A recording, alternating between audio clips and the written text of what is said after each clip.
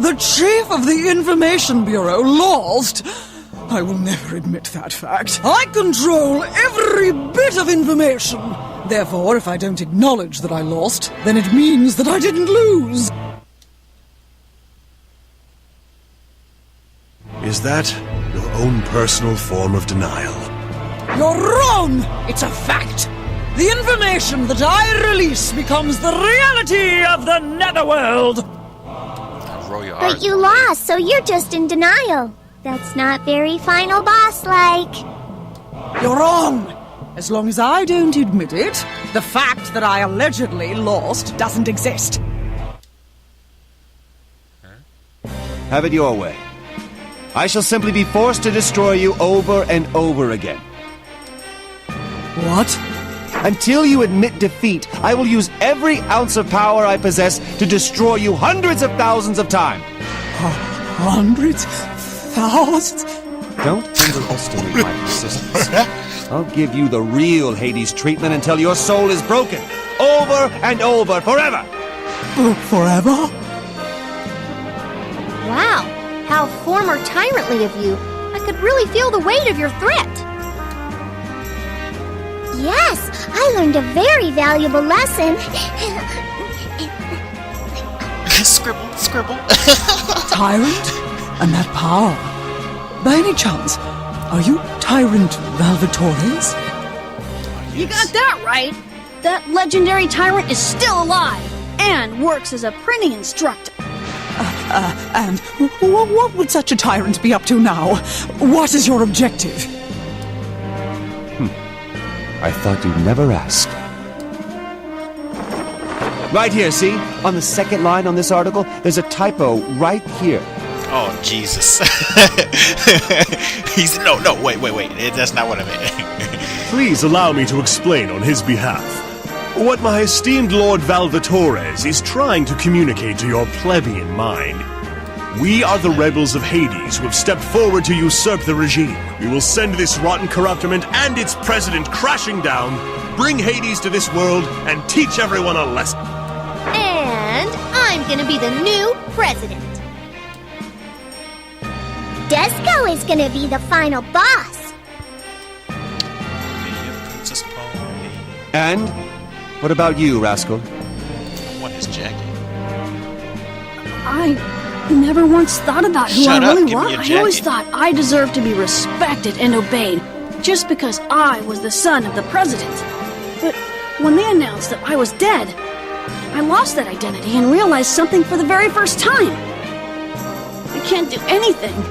I'm such a powerless demon. I failed all of my tasks. And as death, I've never even taken anyone's life. Yeah, that's right. I'm a complete failure. That is absolutely correct. Good job! You've got yourself down pat. That's an impressive self-analysis. You deserve praise for that. What are you, monsters? Let him finish what he has to say. Go on.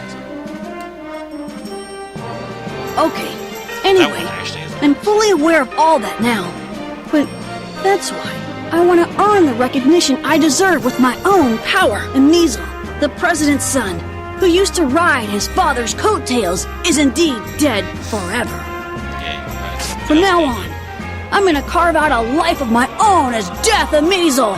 You know who else rides my father's coattails? My mom! When I become a great demon who Pops would be proud of, that's when I'm gonna let the entire world know that I'm alive! Until that day comes, I don't care if everyone thinks I'm dead. So, you will become a full demon on your own merits, rascal. Do you promise right here, right now? Promise, huh? I gotta keep any promises I make, right? Otherwise... That's right. Otherwise, you will learn the full weight of a promise through severe pain. Will you still make that promise? I can, and I will! I will become a great demon all on my own! Good. That's what I like to hear, Rascal. Now become an official member of our party and fight to usurp the regime. In time, you will be able to challenge your father for superiority. Well, I don't really intend to have to be superior to my father. Tyrant Valvatores gained another comrade and took another step towards completing his goal. Emizel's vows to part from his old life, only to return as a proud and noble demon, will later be known throughout history as the Vow of the Phoenix, and will have a significant influence on the Netherworld education system. However, at this point in history, another surprising matter still awaits them. Oh, not only do the rebels count Tyrant Valvatores among their ranks, but now Sir Emizel too. I must report this to the President. Hold it right there. Before you do that, I need you to pay this invoice. Dude. Dude. Adorable. 37,564 hell that drained into the Netherworld due to the Information Bureau neglecting its responsibilities. 53,181 hell for damages caused in Celestia by concealing, forging, and manipulating information. Plus all other illegally obtained profit.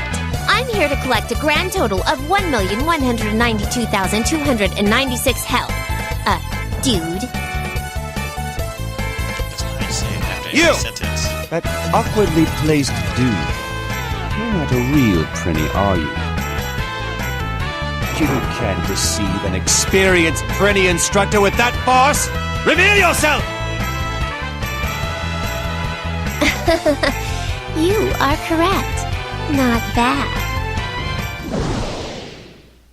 Plot twist. There's an angel inside that Prinny? Could she be the Angel of Avarice?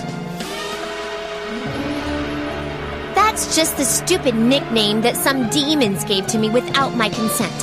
You can call me... How about Volcanus? Volcanus. How could you? What are you doing in the Netherworld? I thought you died. Artina! Oh! Dun dun dun dun! We were met with a surprising appearance on our path to usurping the regime. Who is she? You called her Artina. What do you mean you thought she was dead? I can't believe some people give sardines a bad rap because they smell bad. It's rather depressing. Sardines again? But they do smell bad. They're like super fishy. Who can stand that smell anyway? Just rinse them really well, and you will taste just how great these fish are. So just rinse them off.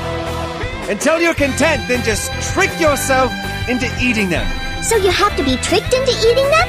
Next time, Episode 5, A Tyrant's Pain. Do Japanese sardines have bluebacks? Don't forget the fishy smell. The more fat on a fish, the more fishier it'll smell.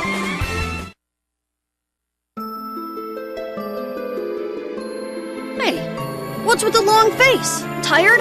Ate too many sardines? Got sardine bones stuck in your teeth? I'm not tired. I could never eat too many sardines, and the bones have already been taken care of. I'm just thinking over some things. Can you be quiet for a while? Thinking things over? You? Have you ever done anything that wasn't spontaneous? This isn't like you. Hey, you, come over here.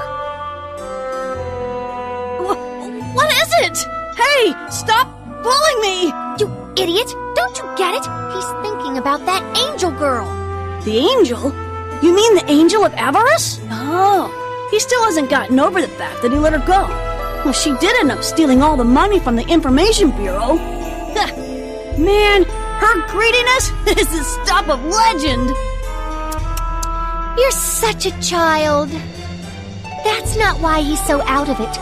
Love must have something to do with his attitude. I can totally sense it. Love? That's a final boss's archenemy. Disco is getting excited! Love between a demon and angel? That hat must be rotting your brain. Especially when you're talking about the Tyrant Valvatores. That's impossible! My brain is as fresh as it can be. But then, how did he know that angel's name? They must have known each other in the past. So? Well, that doesn't mean they were in love. Disco is suspicious, especially since the tyrant let his prey run away so easily. Big Sis's theory is right. Disco stakes her reputation on... Well, it's definitely weird, but... So...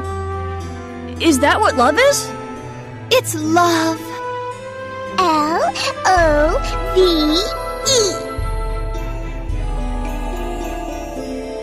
I see. You know what? I'm starting to think you two are right. Plus, Mr. Valvatore shouted that she was supposed to be dead. That means they were separated by death. That was their dramatic reunion. Disco can't stand this as a final boss. It has struck her heart. Forbidden love between a demon and angel.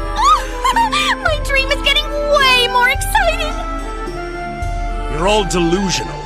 Calm yourselves, you little bitches. I'm going to rip your tongues out and feed them to the sludges if you don't. Somehow that doesn't sound like a joke when it comes out of your mouth. Of course it doesn't. It wasn't meant as a joke. He means it, Big Sis. It would be very hard to eat without a tongue. Disco is scared. You're nowhere close to being a final boss if you're really that scared. You're not one to talk. Your voice and your knees are shaking like there's no tomorrow. That angel was just a common thief. Her presence poses no risk to our goals. Right, my lord? Indeed. However, we can't ignore this matter either. If she's after the Netherworld's money... We should ignore her. It is your duty to ignore such futile matters in favor of keeping your focus on the big picture. I see. If you insist, then I agree. So, what shall be our next step? I already have something in mind.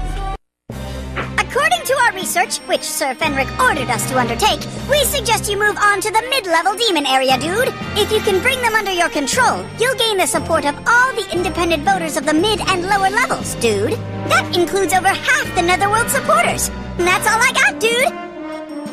With that being said, what do you think, my lord? Mid-level demons?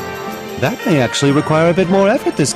The Corruptorment has put a bounty on our heads after our invasions of the plebeians and the Information Bureau. I expect the Corruptorment will intensify their efforts against us from now on. Bounty? Seriously? We're wanted now? Disco feels one step closer to becoming a final boss.